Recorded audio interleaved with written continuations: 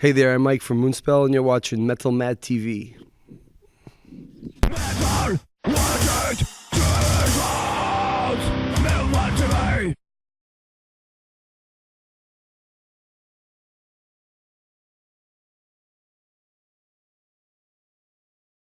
Well, today's the 8th show, and it already feels like we're on tour for a month for some reason, because it's always intense. But we've known Rotten Christ for over 20 years. They're like true brothers to Moonspell. We have this special connection because we're one of the few bands coming from Mediterranean cultures that are in the metal scene, and for so long. And we toured together back in '96 with Samael, and over the years, every tour we do, we're always dreaming like, we should tour with Rotten Christ. We should tour with Rotten Christ. We do like single shows or festivals once in a while, but never a full tour. So finally, we had this opportunity. Of course, we were way older, 20-something years older, everyone, but then somehow we haven't changed that much.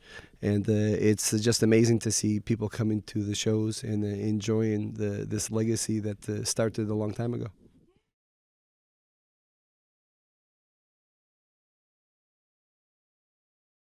It's weird because it's been my whole life. Like, I'm in the band since I was 16. That's when I did the first demo. And by the time I was 18, we were already recording in Germany for Century Media and going on tour with Morbid Angel, Typo Negative, all these big bands. Then we were headlining all of a sudden, having support bands. And we've created this whole, connection, not only with the audience, but also with so many bands that have, crossed by us and became very successful. Bands like Lacuna Coil, or, that we also from Italy. We had this special connection also at the time in the late 90s when they started to tour. And we toured with them in America, we toured with them in Europe. So it's a special bond you create, and it's fascinating that, our generation, that most of us came from the underground, we're be able to have so much success in the metal scene, especially here in France. We have a lot of roots also, special roots, because our first EP was released on Adepose Records under the Moonspell. So it's actually a French company that gave us that first opportunity. And if it wasn't for that EP, we never probably would have gotten signed for Century Media and done all those albums.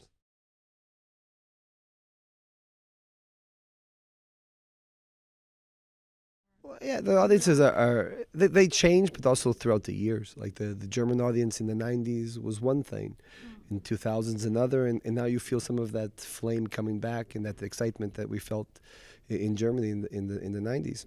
Like America, in the beginning, the tours, the audience was very rough if you weren't an American band. But now, like all the big tours at this moment are European bands, and the audiences are going crazy. So the times change.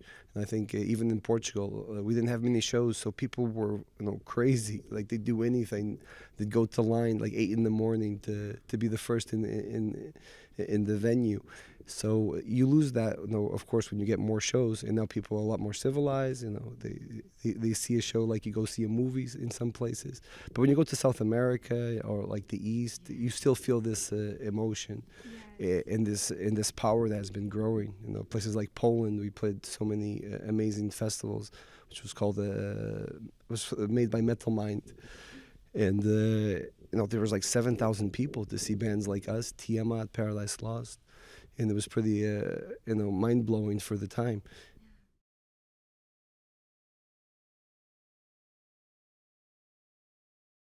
Yeah, it's always very sad. Also, Ecuador, it's places that we have a very strong connection, because we played there, and since we're Portuguese, it's the way the family living, I always say that when I go there, I feel like they're my cousins. So it's always a pity to see people have to struggle and go through the system, which is not fair at all. And you see also problems in Europe at the moment, and it's starting to burst everywhere. And I just hope that people, remember the past and how we got into big problems, and try to remind that in what we've accomplished together, and to work the hardest for what's most important. And that's, of course, always our children, and for them to be safe, have education, people to take care. And there are so many countries you don't have this. People are worried about other things.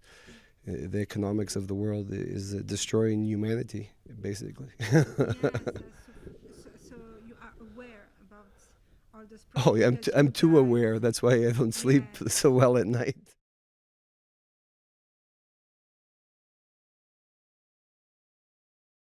Well, That's why we make our music. We've had many. Music, it's very important also. Yeah, for us also. It's we come from Portugal, which was also not so developed. Like it had the dictatorship until '74, so we know what it feels like to not have freedom. We see that from our parents, our grandparents. They had to go, in at night. They couldn't stay up at night. There was a rule. Everything was controlled. There was secret police, and even though it stopped in '74, you still feel this in the in the people somehow. It's still we still feel like we're tamed in some sort, and it's going to take, I think, a couple of more generations, or not, because like I say, I'm scared of certain thoughts that are coming back, especially in Europe, when you fought so much to get rid of that. We need liberty.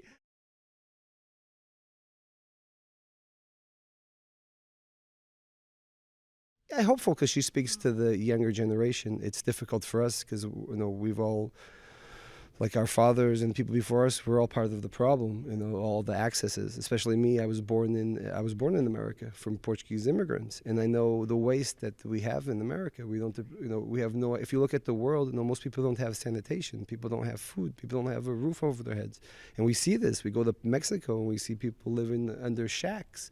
And then you go to America in certain areas, and people just waste so much energy and money and everything. And it's all about who has more money or who's more successful, who's number one. And this mentality, of course I was brought up there, and I have many great roots in America. There's so much beauty there that is getting lost because you just see the bad part. Of what comes of certain countries, unfortunately. So I hope that can turn around. Maybe go back to when I was a kid and there was real hope for great things and not for bullshit.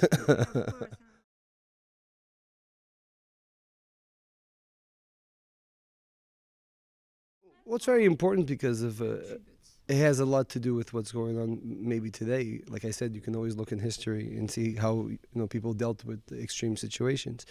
And this was one of the biggest earthquakes in Europe that had ever been registered. And it was on a day that was a holy saint day, and all the churches were lit up with candles. We had 40 or more churches just in the city of Lisbon. So there was this huge economics already around the church, and there were of course poor people and there were people being hung on that day. So we were still very late in development. So we still were very in the Inquisition times, us in Spain.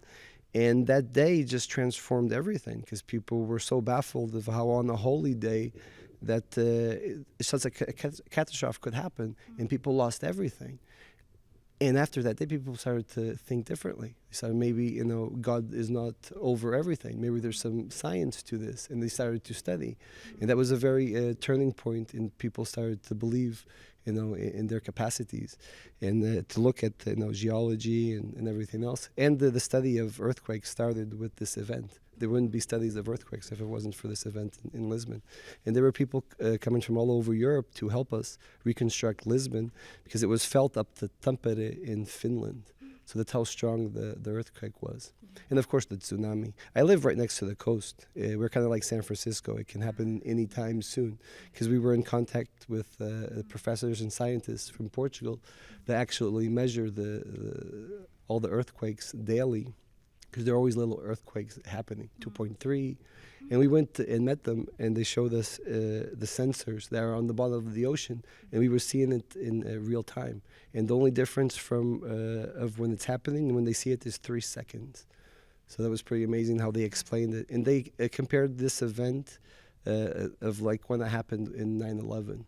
And how people were, because also in Portugal, people were all covered in stone dust, all white, and they chose to take the bricks from the churches that were destroyed to build their own homes, which their mentality changed immediately because you couldn't do that back in those days. You would never take from it. You would be killed for sure or tortured. So that was a great turning point for Portuguese and for people in general.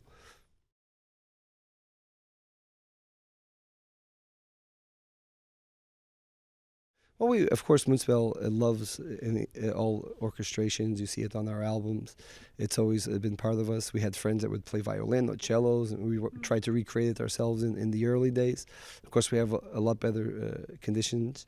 We've done in the past acoustics with 4 cellos and with operatic singers. We've mixed it up, with the band, but we've never done a full-on orchestra, which is, as you can understand, is very complex. We'd have to have a huge budget for that to do it properly. And our hope is that maybe one day we can do it through a special event that would happen in Portugal or Lisbon or something that would be sponsored by the state. And we've had that in our minds. And I think that would be it would be special because we could record it, or usually people like to travel these days to go see special events. Like when we did our DVD in Lisbon, we had 4,000 people. There were a lot of people coming from abroad for that day. So it's also an opportunity. Things have changed in the metal scene. Like you have 70,000 tons of metal. People go for the cruise.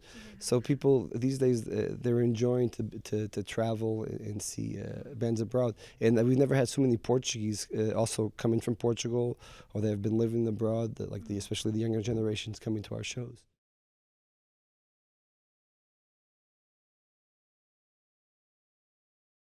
But we've been taking our time most of the year. We decided to do this big tour, which is 50 shows throughout Europe. But we took most of the year to concentrate on what the next album would be. So hopefully after this tour, when we finish it up, we're going to go back and relive the songs after being on tour, which is always better.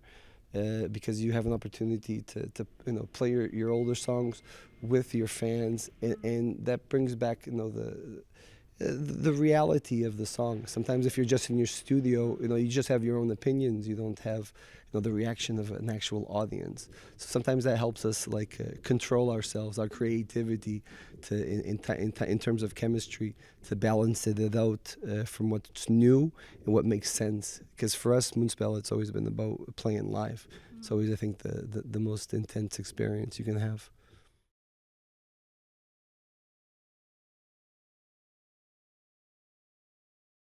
Oh, thank you so much. It's an amazing festival. You can't go wrong when they treat you so well, and the fans and the excitement, how they invest so much for the people to have a good time, have easy access to the stages, the quality of the bands. Coming from Portugal, it's amazing. We don't have festivals like that.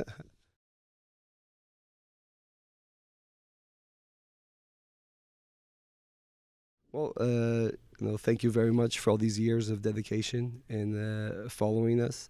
We played there the first time in '95, and the tours were always full of shows in France, which always gave us a huge support, because we do a lot of shows, of course, in Germany and Scandinavia. But coming to France, I always felt a little bit like home. Like there was always really good food, and it's weird maybe for other bands, but for us, coming from a culture like that hominess that they give us, having a kitchen in the backstage and having real people cook for you, it's these little things that really make bands want to stay playing live, because you feel appreciated.